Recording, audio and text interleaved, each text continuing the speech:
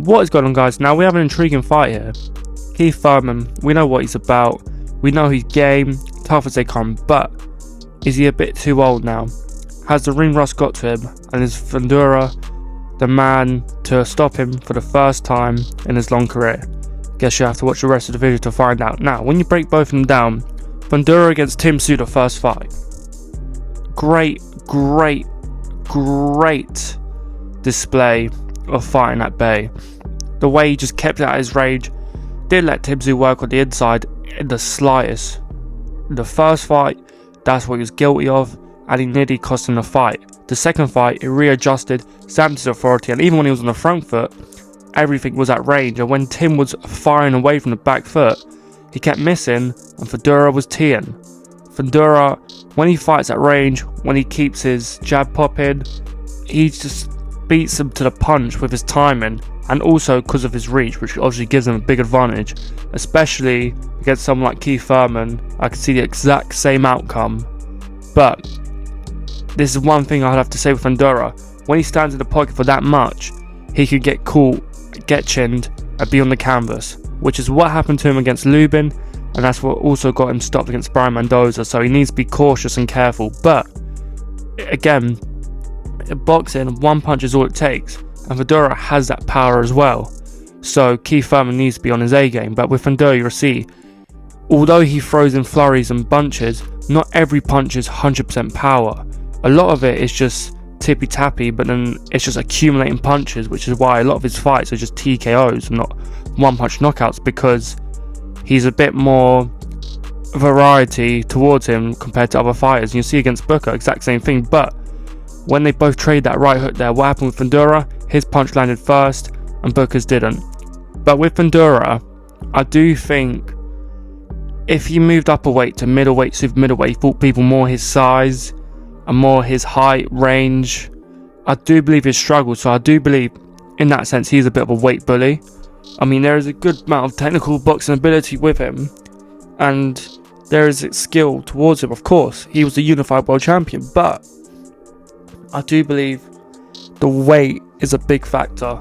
I do believe if he was a middleweight or super middleweight and he moved up, I don't believe he would have the same success as he did at super welter. I do believe he'd win a few decent fights, like he'd beat people like Belanga and, you know, just people fringe world level he'd probably wipe the floor with. But when he steps up to that elite level, like let's say like an Mbili or even like a Sajo or Lester Martinez, they would probably smoke his boots.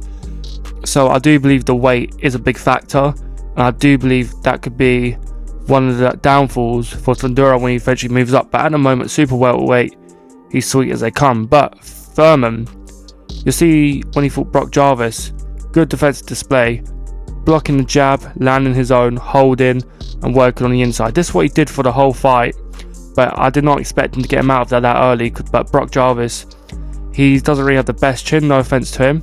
But you see there Thurman with the right and then the left, unorthodox, unpredictability or unpredictability. Keep making up words all the time, but Thurman, when he does that, it just ruins the momentum, ruins the tempo, where fighters, they're a bit off put by what they should throw because they're a bit worried about what will land back, what would they counter with. So Thurman is good at ruining fighters' momentum, ruining their tempo. And this is what I do believe where he does this, where he just moves. While see Jarvis, he's trying to plant his feet, he's trying to land them shots, but Thurman's always on the move, utilising his footwork, ruining his rhythm, and just making it a lot more frustrating for Jarvis than it should be. So then when Thurman does come back, he lands shots of his own, and then he dictates the tempo, he dictates the pace, and lands shots of his own. And then of course he eventually got him out of there just by just accumulating punches, and Jarvis just didn't see a lot of them coming. So I do believe Thurman's elite level will show on the night, but is it enough to beat Fundora? You have to watch the rest to find out. But with Jarvis, you'll see here, right hook, left hook, boom, night. And I'll be honest, I don't know why I said right hook, because it was a right uppercut. But you'll see against Barrios, he showed signs that mix in the middle and just timing there, where he mixed in the middle, but when he's on the back foot, he's not really the greatest. On the front foot, he's great. He lands shots of his own, but when he got pushed back against Pacquiao, We got pushback against Daddy Garcia and Sean Porter. He looked a bit lost. You see there, Barrios just firing away at him, but Thurman was able to stamp his authority in the second half of the fight, which got him over the line. But Fundora is a different kettle of fish.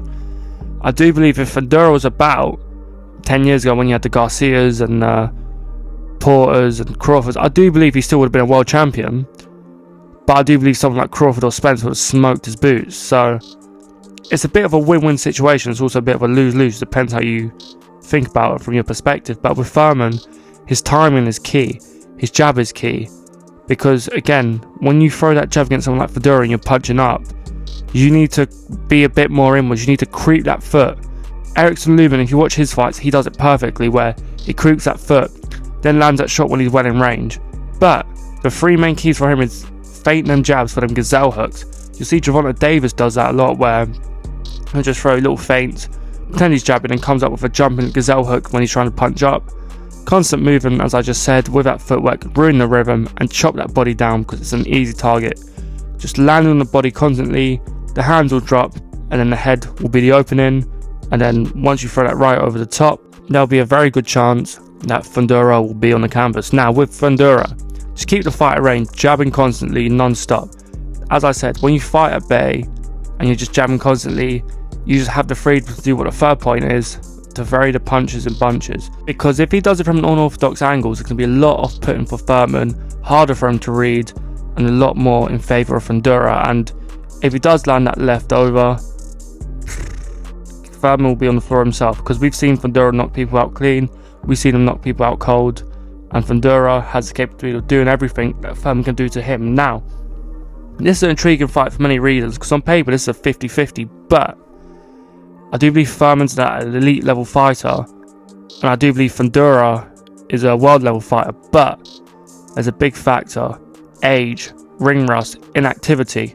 I do believe that'll play on the night. As good as Thurman is, on his day, that 2016-2018 era, he was unstoppable. But Fundora, he's tall, he's rangy. I mean, I think he'll just absolutely bully Furman like he did against Tim Tszyu in that second fight. I do believe Furman, the ring rust, the activity, that will catch up onto him, because you can easily do stuff like you want to against Barrios and Brock Jarvis, people like that, but Fundora, I don't believe you can.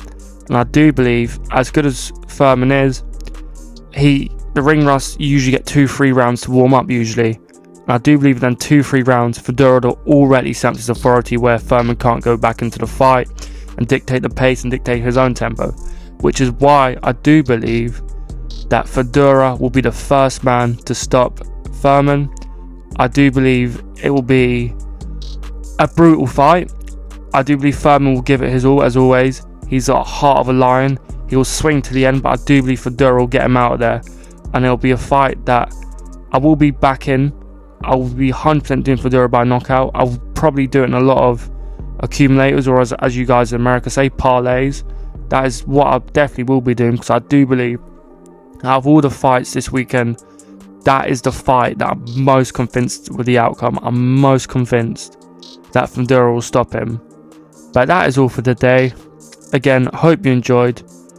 As always, this ain't financial advice. This can be what I'd be betting and backing based off my research. Have a great day, boys.